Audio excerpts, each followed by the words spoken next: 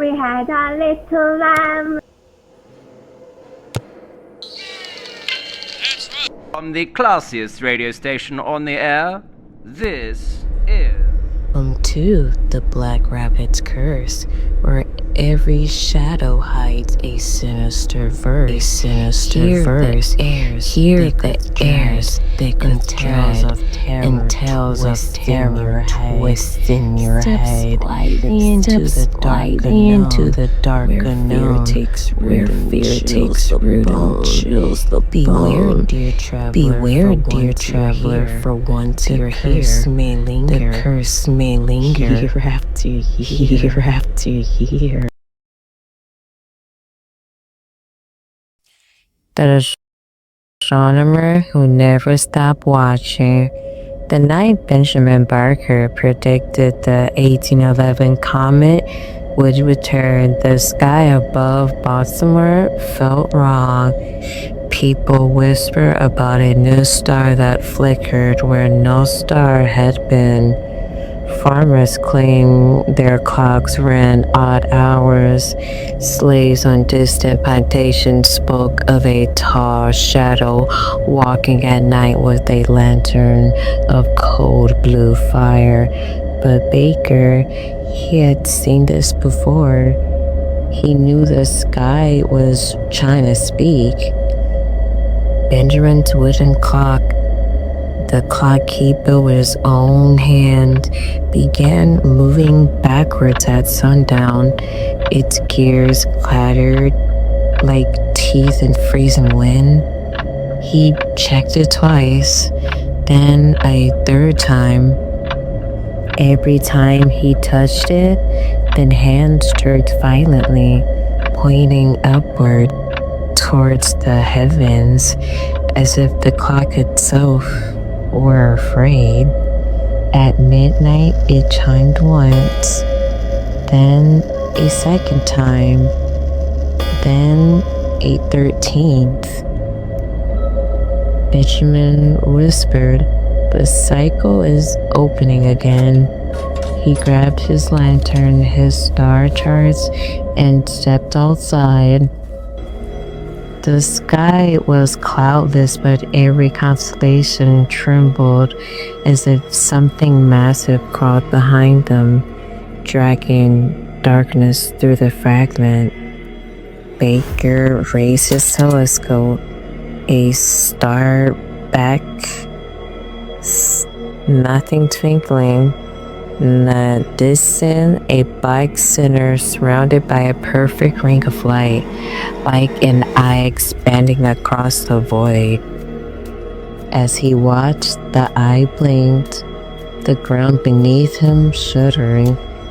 Benjamin whispered, "No, not again after all these years." When he helped map the future capital decades earlier, strange things had happened. Some nights a binary stone hummed. Other nights shadows stretched towards the instruments, bending like metal under heat. And once, only once, Benjamin saw something standing behind the trees. Tall, unmoving, holding a lantern shaped like a burning star. That some figure now stood at the edge of his field, waiting. The creature stepped forward, lantern pulsing like a beating heart made of starlight. Its voice lit a house like the grass like cold water. "Their calculations were perfect, Benjamin. You followed them back." Baker's breath froze. "You were never a star," he whispered. "You were watching us?" The thing tilted its head. "We taught your clock to speak our time. We carved our formula into your dreams. You wrote them well." Benjamin scattered backwards. "I only studied the heavens." The creature's lantern flared. "No, you opened the door." A line of pure white light tore through the sky in half. Inside were not stars, but thousands of eyes, all watching, all waiting, all blinking in unison. The backwards running clock in his pocket hammered against his chest. He understood. Time wasn't breaking. It was being rewritten. The beings were just returning. They were never stepping through. Baker dropped to his knees, tracing equations into the dirt with frank precision. Angles, arc lengths, schedule alignments, clock cycles. He whispered to himself, "If I reverse the motion, we are close to the aperture." The sky was still again. The creature hovered above him. You can't stop us. Your world spins because we allow it. Benjamin looked up, lantern light warping his face. "I built my clock," he said. "I can unbuild yours." He slammed his fist into the dirt, finishing the last line of the equation. The sky screamed. The comet's tail folded in on itself like wet paper. Stars blinked out one by one. The creature's lantern shattered, releasing a blast of cold blue light. Then silence. When the townspeople investigated the next morning, Benjamin Baker's field was empty. His telescope got scattered.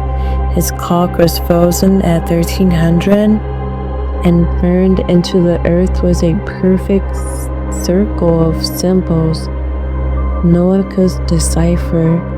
Not in English, not in Latin, not in any earthly script. But when the wind blew, the dirt shifted, and the symbols regenerated themselves, forming a one message. We sealed the sky for now. A week later, a farmer found a new star in the sky. Bright, unmoving, watching, and every night at 1 a.m., Benjamin's ruined clock rings once, then twice, then 13 times, as if counting down. To what? No one knows. But the sky has been blinking again. Sit here. That is racing, astronomer who Remember, the terror doesn't end when the video does. You may try to forget, but the shadows have a way of following. The whispers grow louder each night, don't they? So go ahead, close your eyes, if you dare. But know this, you're not alone. Not anymore. But the Black Rabbit's curse has seen you, and it's waiting. So what happens when the lights go out? If you want to find out, make sure you come back. But next time, will you be ready? Sleep well.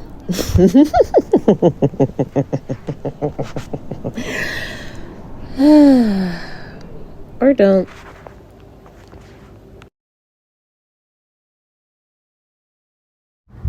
Sit